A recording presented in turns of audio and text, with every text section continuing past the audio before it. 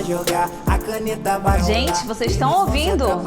tá na roda, vai dançar. Vini Júnior É a Copa do Mundo que tá chegando, é isso mesmo. E eu já tô animadíssima aqui, tenho certeza que você também tá animado aí pra poder ver, né, os craques jogando em campo, principalmente o Vini Júnior, que acabou de ser campeão da Champions League pelo Real Madrid, fez aquele golaço lá no Parc des Princes. E falando em craque, hoje a gente vai conversar com um craque fora do campo, é isso mesmo, o Victor Ladeira, que é diretor do Instituto Vini Júnior. Ele vai contar tudo pra gente, como funciona lá o Instituto, né, fazendo a felicidade de várias famílias, vai contar um pouquinho da história dele também, então vem comigo. a caneta vai rolar.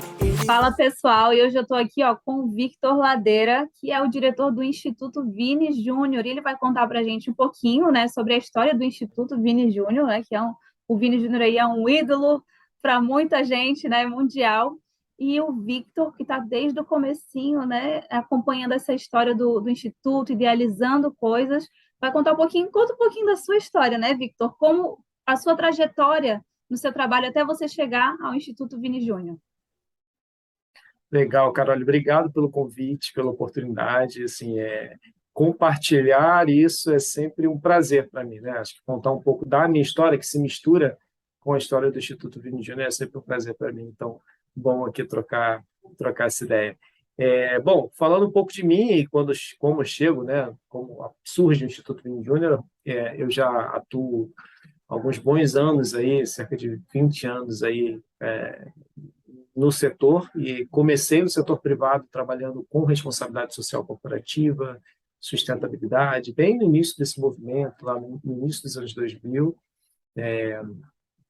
Trabalhei por cerca de 8 anos no mercado privado, nessas áreas, e aí, em 2010 eu fiz uma mudança, resolvi, por visão, por missão mesmo de vida e valores, me dedicar a fortalecer organizações da sociedade civil, né, e de criar, de fato, esse espaço de construção de novas soluções para os problemas sociais, né, que são complexos e que exigem tempo, exigem muita união, exigem muita inovação, né, porque eu sempre costumo dizer, né, que entra ano, sai ano, a gente discute os mesmos problemas, né, assim, parece que a gente nunca avança, né, a saúde que piora, a violência que aumenta, a educação que não está muito bem, então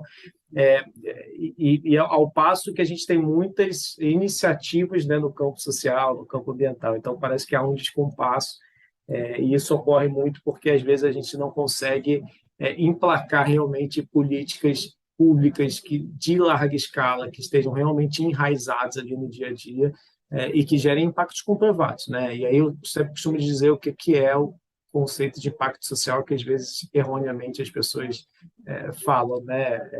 Quando te perguntam, né, qual é o impacto social do seu projeto? E você fala assim, a gente beneficia 500 famílias. A gente fala, não, 500 famílias é o número de beneficiários. Eu quero saber o impacto real, né? Impacto é mudança de indicador, né? Quando você interfere numa realidade, você altera um número, um indicador social, né? Então, por meio das suas iniciativas. E isso requer estudos, requer tempo, isso requer pesquisas, requer um investimento realmente pesado. Então, eu acredito que o lugar hoje, né, do terceiro setor, das organizações da sociedade civil, seja exatamente esse, né, da gente alterar os indicadores sociais, da gente colaborar em alguma medida para que o Estado, né, e aí sim, com a sua responsabilidade, possa se inspirar nessas ações e melhorar aquilo que entrega para a sociedade. E aí o Vini, né, ele surge de um desejo da família dele, né, de realizar alguma coisa. Cabe aqui dizer, né, que eu sempre gosto de falar que o Vini ele tem um DNA social, né? A família dele é uma família de origem muito humilde, eles moravam na cidade de São Gonçalo, no estado do Rio de Janeiro, uma das cidades com pior índice de desenvolvimento humano do estado do Rio de Janeiro, então ele morava realmente numa comunidade bastante violenta, enfim, com poucos recursos, mas no pouco a família sempre procurou ajudar, sabe? Ajudava os vizinhos, e aí na época que o Vini assina o primeiro contrato profissional com o Flamengo, eles começam a melhorar um pouquinho essa ajuda, né? Mas sempre em formato de doações, né? Então, no final do ano, as cestas básicas, Dia das Crianças, aqueles brinquedos de festa para as crianças. Então, do jeitinho deles, ali com o que eles realmente conseguiam, eles davam aquele alívio, ali, aquele suporte para as pessoas da comunidade. E quando o Vini finalmente vai para o Real Madrid e ganha realmente essa notoriedade toda e vira realmente um símbolo global, né, do futebol, eles sentem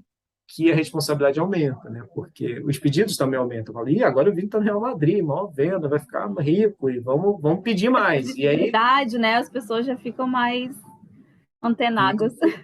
bom, se por menos ele já dava, imagina agora, né? No Real Madrid vai dar mais. Só que nesse momento a família foi muito sábia de parar e falar, poxa, realmente esse é um lugar de privilégio, realmente esse é um lugar onde nos permite, né, que nos permite fazer mais coisas, mas essas coisas precisam ser melhor estruturadas para que a gente gere, como eu falei agora há pouco, o impacto social efetivo, né, que a gente não só fique enxugando gelo, que a gente consiga, de fato, entregar algo para a sociedade que seja relevante e transforme vidas, né? Então, aí foi nesse sentido que eu chego, né, e toda a equipe, a gente começa a estruturar o que a gente chama hoje do Instituto Vini Júnior, né? Então, é a partir de iniciativas muito honestas, muito sinceras e muito ali dentro da família do Vini, a gente consegue fazer algo maior.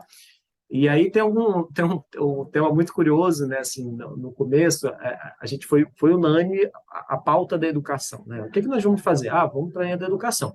Então, o Vini ele estudou escola pública, embora ali no segundo segmento do ensino fundamental ele tenha ganho uma bolsa, a melhor escola, a escola particular, no caso, a melhor lá de São Gonçalo, tinha um time de futebol, e aí convidou ele para jogar no time e deu a bolsa para ele em contrapartida, né? Então, ele sempre foi bom de bola.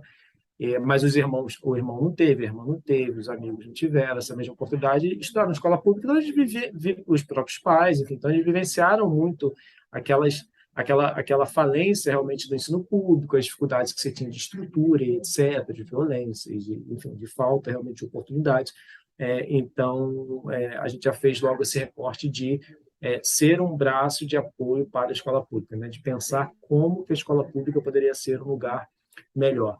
E aí a história curiosa é que quando a gente estava falando de educação e descendo no detalhe, eu lembro da gente perguntar para o Vini, tentando resgatar algumas memórias dele, né, de infância, a gente falava, Vini, conta um pouco como é que era você na escola, assim, você gostava da escola, era legal? E aí eu lembro que ele se estica assim no sofá, dá aquele sorrisão, e muito sincerão, na época, no alto dos seus 19 anos, pensa, ele fala assim, nossa, a escola era chata pra caramba. A escola era muito chata. E aí os amigos dele começam a rir. Que isso, cara? Você vai falar isso mesmo? Você está Né? criando um instituto de educação, você vai falar que a escola é chata? E ele falou, não, deixa ele falar, ele está sendo honesto. Se eu gostava de nada, eu gostava da educação física, do futebol, lembrava até lá o nome do professor de educação física e tal. Mas a partir dessa fala do Vini, Carol, que é uma fala que, a princípio, se isolada, poderia soar até um pouco paradoxal, assim, né? Poxa, como é que ele fala que a escola era chata? Tem muita verdade nessa fala, porque quando um menino de 19 anos fala, o Vini fala que a escola é chata, ele está reverberando a voz de uma geração que, assim como ele, acha realmente a escola pública, e vamos fazer esse recorte, né? A escola pública municipal, parou no tempo e não conversa mais com essas novas gerações. Então, eu sempre brinco, né? Se eu te teletransporto no tempo, eu levo você lá para o século XIX, quando essa escola, né, nesse modelo tradicional, foi inventada, para você assistir uma aula de matemática. Você vai assistir a mesma aula que você assiste hoje em dia lá em São Gonçalo, em qualquer periferia do Brasil e tal, porque os métodos não evoluíram tanto. Ou seja, a escola se distanciou, a gente precisa fazer com que a escola pública volte a ser interessante para as novas gerações, né? Uma dinâmica, né? Deixar mais alegre, né? O que é interessante para essas novas gerações, né? O que de fato faz o olhinho brilhar, né? Faz o coração bater, porque como que as professoras conseguem também ter ferramentais, técnicas, né, que consigam se aproximar mais. E aí a gente fala de canal, né? Qual que é o canal hoje que eu tenho para utilizar, né, para fazer? E a gente fala de linguagem. Quando o Vini fala assim, eu gostava do futebol, eu gostava da educação física. Porque, de fato, se você for perguntar para 10 crianças, 9 vão te dizer que gosta de educação física, porque é o momento onde criança é criança, onde criança consegue se manifestar de outras formas, interagir com as outras, de fato, de uma maneira lúdica, divertida, como criança gosta. E como a gente gosta, na verdade, a gente acaba esquecendo. Eu sempre adorei educação física. Então, e isso é muito real. É só a gente chegar na escola depois de uma rodada de campeonato brasileiro, que seja algum campeonato, a gente vê as crianças comentando, né, com muita naturalidade. Meu time ganhou, somou 3 pontos, se empatou, fez 1, tem uma diferença de 2 e calcula saldo de gol. Eles já vão com um raciocínio matemático quase pronto, né? Só que se eu pego aqueles mesmos cálculos que eles fizeram ali de cabeça e boto num quadro, né, e falo, gente, aqui, ó, probleminha para resolver. Aí já começa ali o problema real, porque as referências são diferentes, né? Então, a linguagem para a gente é importante, e aí aqui já fica... normalmente sempre começam perguntando assim, vocês têm escolinha de futebol? Onde que é o campinho? Não. O futebol, para a gente, não é uma prática esportiva. O futebol é uma linguagem. É uma linguagem lúdica, é uma linguagem universal, é uma linguagem atemporal, que tem o poder de facilitar processos de ensino-aprendizagem. E aí eu extrapolo aquele lugar comum de dizer que o futebol, as chamadas soft skills, né? Que o futebol ajuda a entender sobre comunicação, sobre planejamento, sobre liderança. Ok, ajuda. Acho que essas soft skills são importantes, mas eu digo de mediar conteúdo. É quando eu, por exemplo, preciso te entregar um conteúdo de geometria.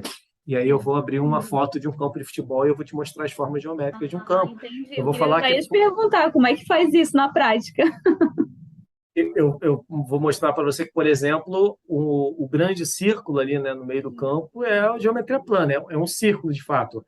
A bola já não é um círculo, a bola é uma esfera, já é um sólido geométrico, já é uma outra diferença. E eu vou falar do retângulo, vou falar do quadrado. E aí, quando eu falo, por exemplo, que o Vini joga no Real Madrid, e que o Real Madrid fica na cidade de Madrid, que é a capital da Espanha, que fica no continente europeu. Então, começo a referenciar o conteúdo programático que é dado de fato na escola, que é entregue para as crianças, e esse é o mandato institucional de uma escola, que é pegar um conjunto de habilidades ali, de conhecimentos que eu entrego, eu apresento aqui para as crianças, e em alguma medida as crianças têm que levar aquilo para a vida, para casa, tá? Guardadinho na mochila, vai, né, assimilar aquilo e levar e aplicar para a vida. Então, a gente facilita esse processo. O que a gente fez, resumidamente? Cara, olha, a gente pegou o conteúdo escolar, de primeiro a quinto ano do ensino fundamental, a princípio, amparado pela Base Nacional Comum Curricular, que é a BNCC, que é o documento do Ministério da Educação que rege, né, e que dá as diretrizes da educação, tanto pública quanto privada, né, no Brasil. Então,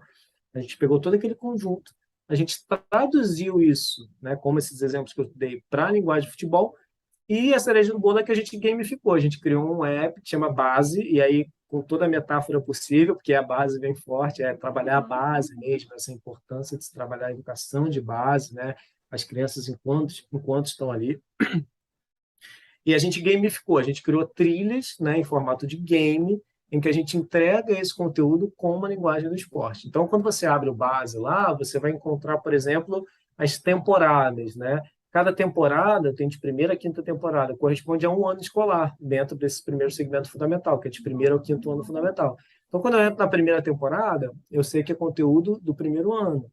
E aí eu entro lá na primeira temporada. Aí, quando eu entro na primeira temporada, eu tenho as ligas. Eu tenho a Liga Regional, a Liga Nacional, a Liga Continental, a Liga Mundial. Cada liga corresponde a um bimestre. Por quê? Nós fizemos toda a divisão das trilhas de acordo com o planejamento escolar, que é por bimestres. Quando você entra na liga, entrei lá na Liga Regional, aí você vai ter as partidas, as fases, que vai lá da fase de grupo até a fase final. Fase de grupo, você vai ter conteúdo de linguagens, né, língua portuguesa. Oitavas de final, né, passando, você vai ter matemática. Depois você vai ter ciências da natureza, ciências humanas e a grande final.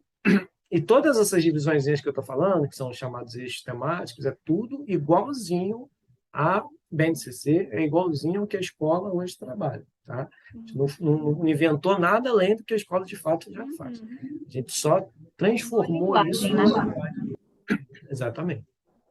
E afinal, né, então tem esses 4 eixos, né, oitavas, quartas, fase grupo, oitava, quarta, semi, que são as linguagens, né, língua portuguesa, matemática, ciências humanas e ciências da natureza, e, afinal, são sempre atividades psicomotoras, são atividades físicas fora do contexto de sala de aula, mas com conteúdo atrelado, onde as professoras orientam os alunos, conduzem os alunos para fazer atividades fora de movimento, é aquela coisa de extrapolar a tela mesmo, né? Então, assim, de usar a tela, mas fugir da tela em algum momento, para poder completar o ciclo. Então, a criança ela só consegue completar e ganhar o troféu, ganhar a medalha, completar a trilha ali, quando ela faz atividade física fora de sala com os professores, né? Então, a gente quer dizer que, assim, olha, você tem que se mover, né, para poder completar a trilha e tudo mais. Então, Sim. a gente conseguiu amarrar tudo isso. Então, hoje, por exemplo, as professoras conseguem olhar, por exemplo, eu tenho um conteúdo para dar aqui esse bimestre, ela vai saber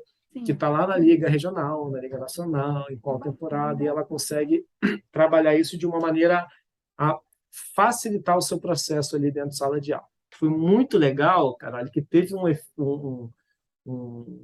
efeito colateral mega positivo, porque durante a pandemia, a escola estava fechada, então a gente fazia com grupos pequenos ou individuais, de forma individual, e as crianças vinham acompanhadas dos seus tutores, seus familiares, enfim. E aí a criança começava a jogar, né? Muitas dessas pessoas responsáveis, adultos que acompanhavam as crianças, às vezes não conseguiam ajudar a criança no dever de casa, por exemplo. Porque chegava aquela fichinha de dever, aí a pessoa já não via aquele conteúdo há muito tempo, esqueceu, ou mesmo não estudou e não se sentia apta para auxiliar as crianças. Só que no aplicativo, quando eles viam a criança jogando, eles olhavam aquilo, futebol, bola, campeonato, liga. Tá fazendo dever mesmo ou tá jogando? Aí começava a jogar junto, porque começava a olhar e falava, não, aperta aqui, ó, arrasta ali, clica aqui, não é esse não. Daqui a pouco a gente começou a observar um movimento de uma maior conexão entre os familiares e as crianças por meio da tecnologia, por meio da gamificação. Então, isso abriu um campo de possibilidades, inclusive, de trazer também para o jogo, né, os familiares, né, de aumentar esse vínculo entre escola e família, que também estava um pouco perdido. Isso foi muito legal, foi super natural, né, que aconteceu. A Speednet sabe que você merece a melhor conexão. E agora estamos com novidades. Temos TV e telefonia, diversos canais para você aproveitar.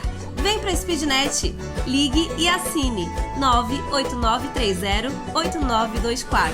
A Speednet é top, a sua melhor conexão, é a melhor opção, é a melhor opção.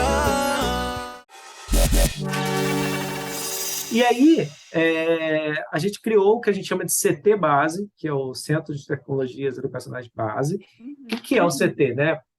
O CT eu gosto de explicar ele como um tripé, né? A primeira perna é a tecnologia em si, que é o base, que é esse game, né? É o aplicativo educacional com todas aquelas jornadas que eu falei, das ligas, dentro das temporadas, etc., que é o conteúdo, né? Mastigado ali, né? E traduzido na linguagem de futebol e gamificado. Por trás do aplicativo, a gente criou uma plataforma, ela está em testes agora, que chama Scout, que é uma plataforma que ela faz, na verdade, a inteligência de dados, né? Então, ela consegue, por exemplo, a Carole tem uma dificuldade ali nas oitavas de final, que eu sei que é conteúdo de matemática, e ela não consegue ir para as quartas de final. Então, eu sei que ela está travada em matemática. E aí, a professora ela recebe uma notificação e ela fala assim, a Carole não consegue ir para a quarta de final lá da Liga Regional, por exemplo, lá no primeiro bimestre. E aí ela consegue fazer um trabalho individualizado com você, porque o sistema vai dar para ela exatamente quais foram as questões, né, quais foram as habilidades que você teve mais dificuldade. Teve dificuldade em multiplicação, sei lá, em fração, em alguma... Então ela sabe exatamente, aí ela consegue chamar você e falar, Caralho, vamos jogar aqui as quartas de final da Liga Regional de novo? E ela vai jogando com você, ou em duplas, ou em grupos reduzidos, enfim. Então ela consegue ter uma leitura por meio do Scout, né, da escola, das turmas e individualmente. Então, ela consegue atuar em cima exatamente das questões para poder nivelar todo mundo ou reforçar o conteúdo com quem for necessário, né? Então, isso é uma ajuda e tanto para a escola. Então, a gente tem a primeira perna, que é a tecnologia, a gente tem uma segunda perna, que é a infraestrutura. A gente chega na escola, né? A gente tem lá uma escola que a gente chega no município, a gente adota uma sala, a escola indica uma sala para a gente, e a gente faz uma repaginada da sala. A gente bota grama sintética no chão, a gente faz tipo aqueles vestiários de estádios modernos, com as fotos do Vini na parede, né, a graminha no chão, puff em formato de bola, banco, né? Então a gente cria um ambiente super lúdico, super mágico com essa temática do futebol, a gente bota os refletores, enfim, para criar um ambiente também de muita... que as crianças entram, parece que estão entrando num portal mágico, assim, né? E a gente deixa também um enxoval lá com equipamentos, com smartphones, tablet, uma Smart TV grandona na parede, computador para os professores, dá uma melhorada na internet, porque às vezes a escola tem internet, mas o sinal não chega, a gente bota um repetidor, bota um modem bem bonzão lá para poder melhorar a internet, enfim. Então, a gente... a parede, às vezes, para pintar, precisa de mais uma tomada, alguma coisa assim, a gente resolve isso, deixa a sala bonita, com a cara do Vini, toda legal. Então, as crianças entram ali e acham aquilo super mágico. Então, é um ambiente para que as crianças possam viver essa ludicidade do esporte, do futebol, mas conectada com a tecnologia e com o desenvolvimento, com a entrega desse conteúdo escolar que é necessário. E aí, essas linhas são usadas de diversas formas, né? Ou as professoras guiam os alunos durante mesmo, agora vamos lá para o CT para poder jogar Liga Nacional, enfim, quando ela sabe o conteúdo atrelado, ou ela trabalha no contraturno, de maneira individualizada, em pequenos grupos para reforçar conteúdo e etc. Né? Então, a gente deixa isso muito, as escolas muito à vontade com relação a isso, e as boas práticas são muito legais, eu vou falar sobre elas. O terceiro pilar do CT é a capacitação dos professores. Então, sempre que a gente chega numa escola, a gente promove uma capacitação inicial com o corpo técnico da escola, onde a gente vai falar sobre novas tecnologias, inovação nos processos de ensino-aprendizagem, a própria BNCC, que é a Base Nacional Comum Curricular, que é um documento já que vai fazer 5 anos, mas que muitos professores, até por conta de pandemia, etc., ainda não adotaram na íntegra, então a gente também ajuda a ter uma leitura mais crítica sobre esses documentos, essas diretrizes da educação. Então, a gente dá esse mergulho com os professores, óbvio, navega no app, apresenta o Scout, tudo que eles têm de ferramenta, compartilha boas práticas, então a gente faz essa capacitação inicial e depois a gente acompanha mensalmente o grupo de professores daquela escola. Então, a gente tem reuniões periódicas com os professores daquela escola e com um grupo mais ampliado também, que aí a gente mistura todas as escolas para fazer um encontro digital com todas elas, para que elas troquem boas experiências. Então, a gente vai avaliar, né, como que foi a performance das crianças de uma escola que está usando o base e uma escola que também fez a prova que não usou, para a gente poder saber se o uso, né, do base, o jogar, né, o game base, auxilia as crianças no aprendizado, melhora as crianças que estão usando melhor. Então, lá em Maricá, que é uma outra cidade no Rio, no estado do Rio, o prefeito já teve uma outra ideia, que é o dever de casa. Lembra que eu falei da participação dos pais, etc. Porque cada criança lá recebe um tablet da prefeitura, e aí eles não tinham muito o que fazer com o tablet, e a gente falou, e se a gente botasse o base para eles jogarem em casa para reforçar conteúdo de sala de aula, né, super conectado ali com o que está dando sala de aula, mas fazer para casa. Então, cada cidade, cada escola, às vezes cada professor ali dentro de uma escola vai utilizar da maneira que fizer mais sentido no seu contexto, e para a gente isso é ótimo, sabe? O que a gente quer é que eles, de fato, se apropriem desse sistema como uma ferramenta, como um método, que vai auxiliar eles a fazer o que eles têm. A nossa missão é fortalecer o ensino público. A gente quer que a escola pública volte a ser boa, a gente quer reduzir esse abismo que a pandemia, inclusive, gerou, né? Desse distanciamento entre o público e o privado. Então, a gente quer que a escola pública seja um lugar legal, divertido, com boas ferramentas, com um corpo docente muito capacitado e instrumentalizado para entregar esse conteúdo da melhor maneira possível e que as crianças saiam de lá satisfeitas e perfeitamente, completamente alfabetizadas e educadas.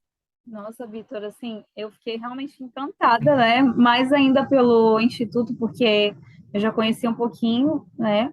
Mas, assim, não a fundo, como você explica super bem também. E, assim, dá para ver como isso tem um impacto grande, né? Nas escolas, né? Nas crianças, os professores, como você falou. E, assim, você falou em ver a diferença, né, fazer as provas com umas crianças que têm o aplicativo e outras que não têm. Depois que vocês implementaram o Instituto nas escolas públicas, por exemplo, uma escola pública de São Gonçalo, vocês sentiram a diferença da presença das crianças na escola? A gente agora, da presença e do engajamento é um indicador claro e imediato, assim, inclusive de participação das professoras, porque no começo a gente deixa de voluntário, algumas não querem, tudo bem, mas conforme começa, todo mundo acaba adotando nas suas salas. Agora, com relação à proficiência mesmo, né, em algumas disciplinas, a gente ainda vai medir, porque a gente precisa de pelo menos um ano letivo inteiro, né? Então ainda não deu tempo. A gente faz sempre uma pesquisa inicial, marco zero, uma intermediária e uma no final.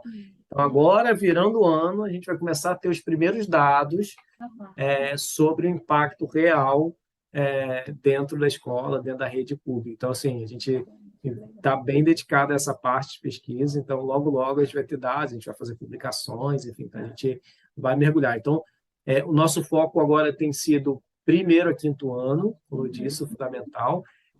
Já começamos pesquisas, né? Para ano que vem a gente desenvolveu um outro produto que é para sexto a nono ano, que é o segundo segmento do fundamental, porque a gente já viu que o base que foi feito ali para a primeira e quinta, que são as crianças de 6 a 10 anos, é uma linguagem que já não conversa tanto com os adolescentes. E aí já é uma outra pegada. Então, a gente vai desenvolver algo customizado aos interesses dessa outra geração. Ano que vem teremos novidades aí com relação a essas novas práticas para os adolescentes.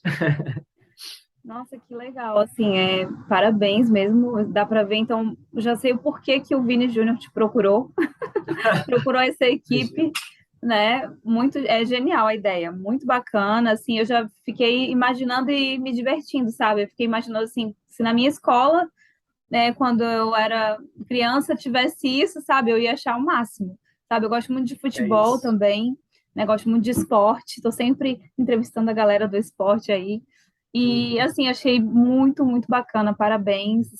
Eu tenho certeza que vai se expandir mais e mais aí no Brasil todo, quem sabe no mundo todo aí, né?